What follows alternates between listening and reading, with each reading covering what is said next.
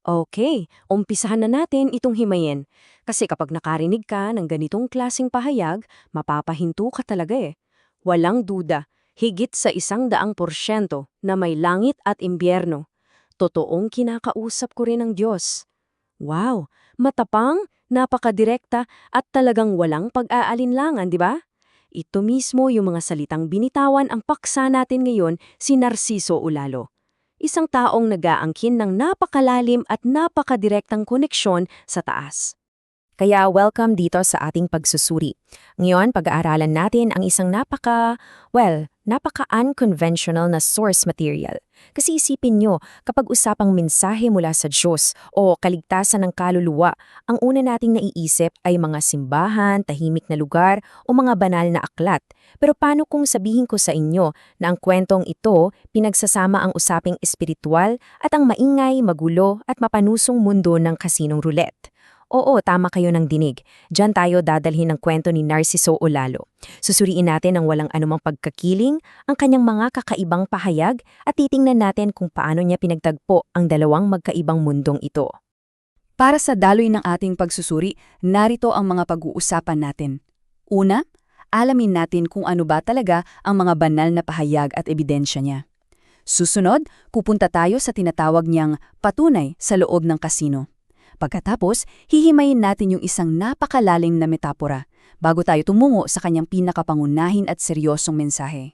Simulan natin sa unang yugto, ang banal na pahayag at ang ebidensya.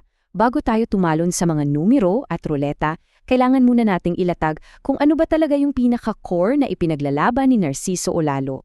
Hindi lang kasi ito simpleng pananampalataya. Ayon sa ating source text, iginigiit ni Olalo na direkta raw siyang kinakausap ng Diyos. At para patunayan yan, sinasabi niyang nakikita niyang mga trahedya, tumpak niyang nahuhulaan kung sino ang magkakasakit, at alam niya kung sino ang mamamatay bago pa man ito mangyari. Heavy, 'di ba? Para sa kanya, yung mga pambihirang kakayahang ito ay imposibleng magawa ng isang ordinaryong tao lang. Ito ang mismong batayan niya para sabihing totoo ang kanyang karanasan at hindi basta gawa-gawa lang. Pero dito na, magiging talagang kakaiba ang kwento. Punta tayo sa ikalawang yugto, ang patunay sa kasino. Imbes kasi na magpakita ng mga himala sa tradisyonal na paraan, gumamit si Olalo ng ibang proving ground. Isang lugar na purong swerte at tsansa ang naghahari. Pakinggan nyo kung paano niya ipinapaliwanag yung proseso niya. Sabi niya, lumalaban ako sa kasino dahil nag-iisip ako. Nakikita ko na ang numero kapag ang bola ay nasa mababang orbit na. Pansinin nyo, hindi niya tinatawag na pagsusugal yung ginagawa niya. Isa raw itong laban. Nakikita raw niya ang numero kapag yung bola ng ruleta ay pumasok na sa tinatawag niyang low orbit o yung pagbagal nito bago tuluyang bumagsak. So para sa kanya, hindi ito tsansa o swerte. Ito ay literal na power of mind na ginagabayan mismo ng Diyos. At ito ang malinaw na nagpapakita ng matinding pagkadismaya niya sa mga taong nasa paligid niya. Makikita mo talaga sa mga kwento niya yung gulo. Halimbawa, magbibigay siya ng sobrang specific na clue, tulad ng salitang martilyo o ang numerong 79. Pero imbes na sundin ng eksakto, tataya yung mga tao tulad ng kasama niyang si Pedro sa numerong 729. Ang lumabas na resulta, 749. Sayang, di ba? Sa isa pang pagkakataon, nagbigay siya ng clue tungkol sa bola at numerong 303. Pero walang nakakuha. Ang punto niya, kahit ibigay pa raw niya yung eksaktong sagot, parang may laging humahadlang sa mga tao para manalo. At mind you, hindi lang ito barya-barya. Binigyang diin niya ang numerong ito, 1,500,000 piso. 1.5 million. Yan yung halaga ng isang napakalaking jackpot na sinabi niyang nakita niya na pero hindi nila nakuha. Kasama pa yung isa pang panalo sana na nasa 182,000 pesos. Ikinukwento niya ito para iparamdam yung gigil at panghihinayang at para patunayan na talagang nakikita niya yung mga panalo bago pa man ito mangyari. Ngunit sa kabilang banda, buong pagmamalaki rin niyang idinidiin na siya mismo nanalo na ng 10 beses ng grand jackpot. 10 beses! Sa mundo niyang kasino, ang manalo niyang ganyan kalaki ng paulit-ulit, halos imposible yan kung swerte lang ang pag-uusapan. Ginamit niya ang numerong 10 na ito bilang matibay na ebidensya. Kumbaga, kung hindi totoo ang sinasabi ko, paano ako mananalo ng ganito karami? At para mas lalong mapatibay ang point niya, inihambing niya ang sarili niya sa kasama niyang si Pedro. Si Narciso, hawak ang tinatawag niyang banal na gabay, nakakuha raw ng 10 grand jackpots. Si Pedro naman, simula pa raw 2014 naglalaro. Binibigyan na nga siya ni Narciso ng mga eksaktong numero, pinipili pa siyang tumaya. Pero ang resulta ni Pedro? 0. Walang napanalunang grand jackpot.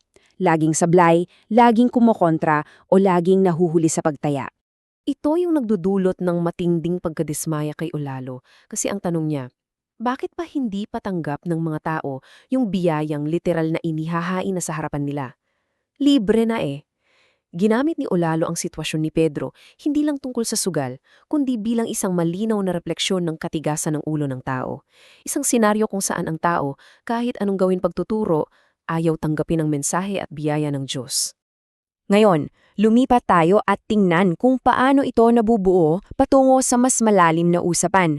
Dito na natin iiwan ang magulong palapag ng kasino at papasok na tayo sa ikatlong yugto, ang metapora. Gagamit si Olalo ng isang napakasimple at pang-araw-araw na eksena para ipaliwanag ang buong teolohiya niya. Narito ang mismong bugtong na ibinato ni Olalo. Ano ang ibig sabihin ng kumain gamit ang iyong mga kamay mula sa iisang plato? Gusto kong isipin niyo to saglit. Kung tatanungin kayo ngayon, ano kaya ang basa ninyo sa metapora na to? Nang tanungin ni Olalo ang isang nakikinig sa kanya, sumagot ito base sa lohika at tradisyon natin. Sabi niya, ibig sabihin daw nito ay ang paggamit ng sariling kamay upang magtrabaho, kumain ng malinis, at mamuhay ng marangal galing sa sariling pawis. Very logical, di ba? Magandang sagot. Pero iba ang pahayag ni Narciso. Para sa kanya, hindi lang ito tungkol sa marangal na pamumuhay. Ang metaporang ito ay may mas malalim at napaka-personal na kahulugan tungkol sa espiritual na kaligtasan ng bawat individual. At dito na tayo papasok sa ating huling bahagi. Ika-4 na yugto, ang pangunahing mensahe. Dito, tuluyan ng tinatanggal ni Olalo ang anumang usapin tungkol sa pera o ruleta. Nakafocus na siya ng buong buo sa isang seryosong balang espiritual.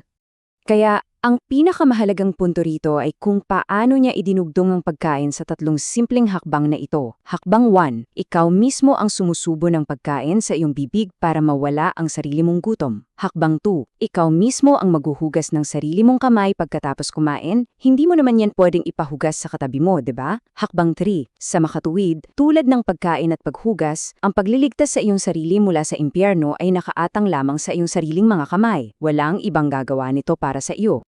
Ito yung buod ng teolohiya niya mula sa simpleng imahe ng plato ng pagkain. Ang iyong mga kamay, ang iyong kaligtasan.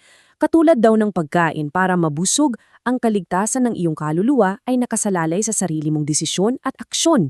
Hindi mo pwedeng iasa ang responsibilidad na ito sa iyong pamilya, sa iyong mga kaibigan o kahit pa kay Pedro. Kanya-kanya tayo ng pagliligtas. Walang pwedeng sumalo ng kaligtasan mo. Mula sa napakaingay at magulong ruleta ng kasino kung saang pilit niyang pinapatunayan ang kanyang mga abilidad, hanggang sa tahimik pero sobrang bigat na metapora ng plato at kamay, iniwan tayo ni Olalo ng isang seryosong babala. Sinasabi niyang mararamdaman lang daw natin ang init ng impyerno kapag huli na ang lahat. Kaya iniiwan ko sa inyo ang katanungang ito na ibinatay natin sa mismong mensahe niya. Kung ang kaligtasan mo ay ganap na nasa sarili mong mga kamay, handa ka bang iligtas ang iyong sarili pagdating ng init ng kahihinatnan? Isang napakalalim na kaisipan para tapusin ang ating pagsusuri ngayon. Maraming salamat sa pagsama sa akin at hanggang sa susunod patuloy tayong mag-isip at magsuri.